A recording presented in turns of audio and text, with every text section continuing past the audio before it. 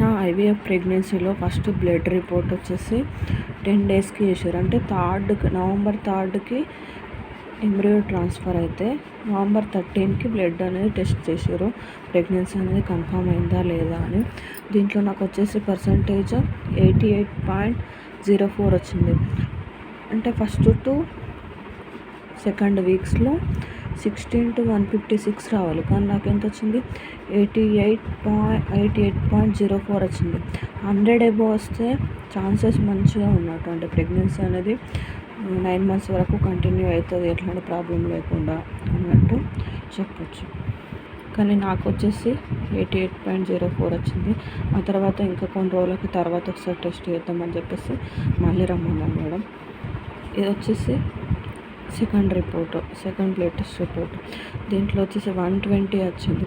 First రిపోర్ట్లో 88 వచ్చింది కదా, దానికి 88 నుంచి కౌంట్ చేసుకుంటే 528 రావాలి, కానీ నాకెంత వచ్చింది 120.96 వచ్చింది.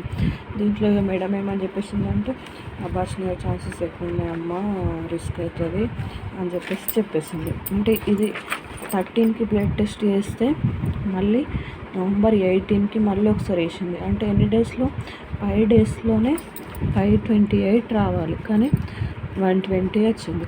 ఆ తర్వాత మేడం ఏమన్నా ఇంకోసారి లాస్ట్ టైం ఒకసారి అమ్మ టెస్ట్ చేద్దామని చెప్పేస్తే మళ్ళీ ఒకసారి రమ్మన్నారు. నెక్స్ట్ రిపోర్ట్ వచ్చేసి నవంబర్ 25.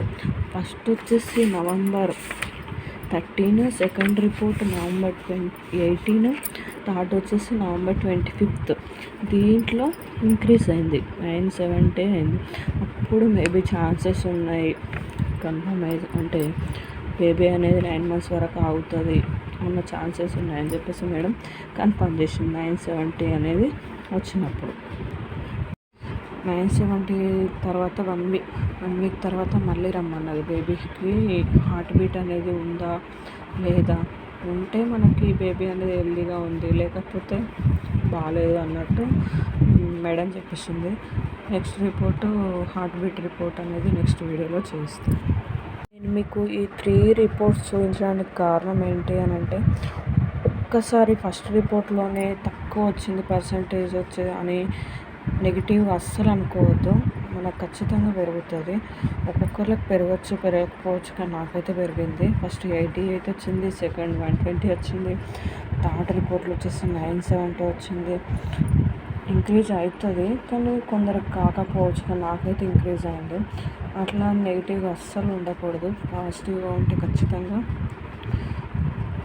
పాజిటివ్ వస్తుంది రిపోర్ట్లో కూడా. అస్సలు టెన్షన్ పడకూడదు ఐవీఎఫ్ తర్వాత. మెయిన్ ఐవీఎఫ్ ప్రెగ్నెన్సీలో వచ్చేసి అస్సలు కొంచెం కూడా టెన్షన్ పడకుండా ఉండడమే మనకు ఎక్కువ పాజిటివ్ వైబ్రేషన్ ఇస్తుంది అన్నట్టు. ఖచ్చితంగా పాజిటివ్గానే ఉండాలి ఎప్పుడు.